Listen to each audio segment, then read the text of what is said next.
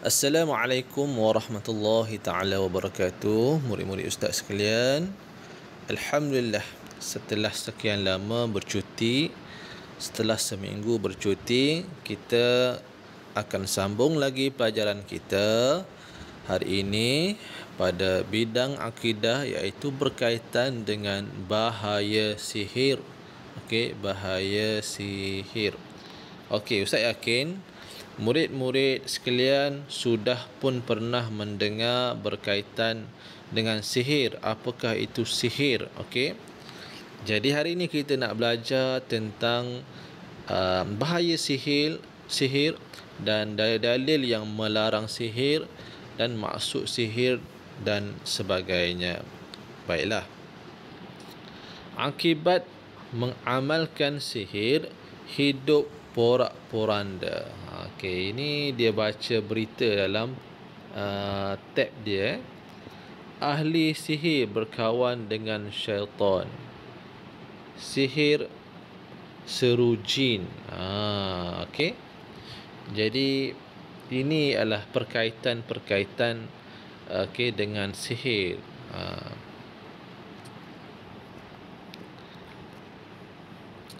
Pengharaman sihir. Okey, sihir ni haram. Sihir ini haram. Seru syaitan tu haram. Seru jin tu haram. Jadi kita tengok dalil dia. Okey, dalil dia. An Abi Hurairah radhiyallahu anhu 'anil Nabi sallallahu alaihi wasallam qala ijtanibus sab'al mubiqat. Qalu ya Rasulullah wa ma hunna? Qala asyirku billah was-sihru. Okey, yang bermaksud daripada Abu Hurairah radhiyallahu anhu bahawa Nabi Muhammad sallallahu alaihi wasallam bersabda, elakkan 7 perkara yang membinasakan. Okey, 7 perkara yang membinasakan ni maksudnya dosa-dosa yang sangat besar. Mereka bertanya, wahai Rasulullah, apakah itu?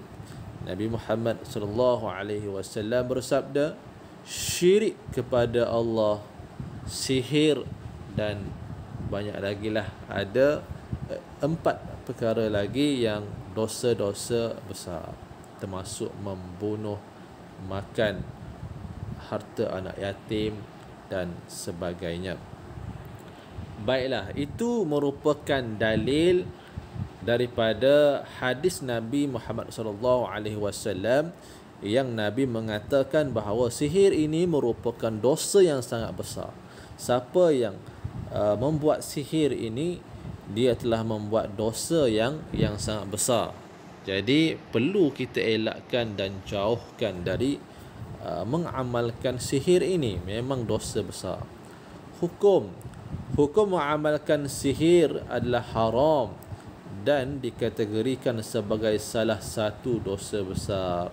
Okey, jadi hukum orang yang mengamalkan sihir ini merupakan dosa yang sangat-sangat besar kepada Allah Subhanahu wa taala. Haram, berdosa. Okey, berdosa. Baiklah, kita tengok perbualan di antara ustaz dan murid-muridnya. Jadi pening sikitlah pasal perbualan ni sepatutnya dalam kotak dia sebelah-sebelah, tapi dekat buku teks digital ni dia atas kat bawah kan. Jadi kita baca ikut nombor dia. Baik, yang nombor 1 dulu. Murid tu bertanya, bukan dengan ustaz, dengan tuan imam.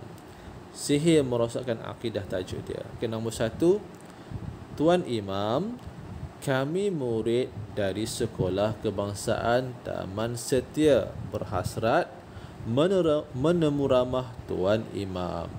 Jadi tuan imam tu beritahu, ya silakan. Jadi apa yang murid tanya dulu? Nombor 3, apakah arti sihir tuan imam? Jadi pelajar tanya kepada tuan imam, apakah arti sihir?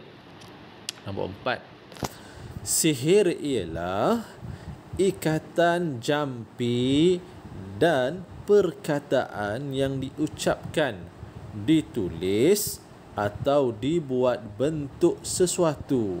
Okey. Sihir mendatangkan kesan dan akibat buruk terhadap tubuh, hati atau akal orang yang disihir tanpa menyentuh secara langsung.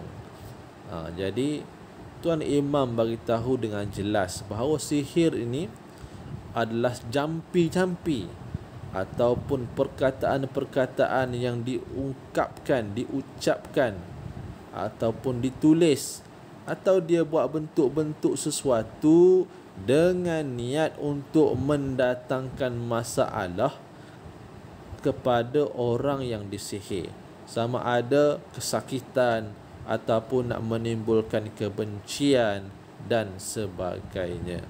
Okey, boleh faham tu? Itu maksud sihir, dan ianya mestilah dengan menggunakan bantuan jin dan syaitan. Okey, nombor 5. Kita cari nombor 5. Nombor 5 pula. Adakah sihir mengandungi unsur syirik? Boleh Tuan Imam memberikan contoh-contoh sihir? Okey. Jadi Tuan Imam kata, ya, perbuatan sihir mengandungi unsur syirik. Ahli sihir menggunakan syaitan sebagai perantaraannya. Jadi orang yang nak mensihirkan orang lain, dia perlu membaca jampi-jampi serapah dan membuat sesuatu upacara, ritual untuk memanggil jin dan syaitan membantunya untuk menyakiti orang yang dia ingin sihir. Okey, jadi kita ni apabila kita minta bantuan selain daripada Allah, maka ianya syirik. Kita hanya boleh minta bantuan dengan Allah. Ataupun kalau kita nak berikhtiar, kita boleh hanya minta bantuan dengan manusia, itu boleh. Namun kita tidak boleh nak minta bantuan dengan jin, dengan syaitan, tak boleh. Kerana kalau kita minta bantuan dengan syaitan, maka tentunya syaitan itu akan membuat perkara-perkara yang jahat kepada manusia. Tak boleh, syirik kepada Allah. Tak boleh juga minta bantuan dengan jin, kerana jin itu sifatnya itu suka berbohong. Okey, jadi tak boleh, haram. Nabi kata siapa yang minta bantuan dengan jin dan syaitan, maka hukumnya tidak boleh, haram. Dan siapa yang mengamalkan sihir, hukumnya dosa besar. Baik. Contoh sihir untuk menimbulkan kebencian, kasih sayang dan kesakitan. Jadi contoh-contoh sihir yang biasa orang buat dalam masyarakat kita ini adalah dengan menimbulkan kebencian. Contohnya dia nak menimbulkan kebencian di antara suami isteri. Okey, dia nak suami isteri itu berpisah, maka dia hantar sihir. Bila hantar sihir, maka si suami akan benci kepada isteri dia. Akhirnya si suami akan menceraikan isteri dia. Ataupun mewujudkan kasih sayang. Macam mana? Seorang lelaki contohnya dia suka pada perempuan tersebut. Okey, dia dah pujuk dengan cara biasa, tak boleh. Dia dah minta dengan cara biasa, nak kahwin, tak boleh. Akhirnya dia gunakan cara yang jahat. Cara yang dilarang adalah dengan mensihir. Akhirnya orang tersebut ataupun perempuan tersebut jadi jatuh sayang kepada dia. Ini sihir, dosa yang sangat besar. Ataupun menimbulkan kesakitan. Bila disihir, orang tu akan rasa kepanasan, kepedihan dan sebagainya. Ini adalah contoh-contoh sihir yang berlaku dalam masyarakat kita. Baiklah. Terima kasih Tuan Imam. Okey, yang nombor 8 ni. Kami akan membuat laporan dan sebarkannya di sekolah kami tentang kesesatan dan bahaya sihir. Okey. Sama-sama dan selamat maju jaya anak-anak. Baiklah. Jadi kita dah tahu apakah itu maksud sihir, apakah itu perkaitan di antara sihir dan syirik, okey, dan contoh-contoh sihir. Okey, contoh-contoh sihir. Jadi ustaz harap kamu jelas bahawa sihir ini perkara yang dilarang dalam agama. Kamu tahu bahawa sihir ini perlu dielakkan, perlu dijauhi, dan kita berdoa kepada Allah Subhanahu Wa Taala semoga kita dijauhi dengan perbuatan-perbuatan sihir yang haram ini. Okey, insya-Allah ustaz harap kamu faham pelajaran pada hari ini.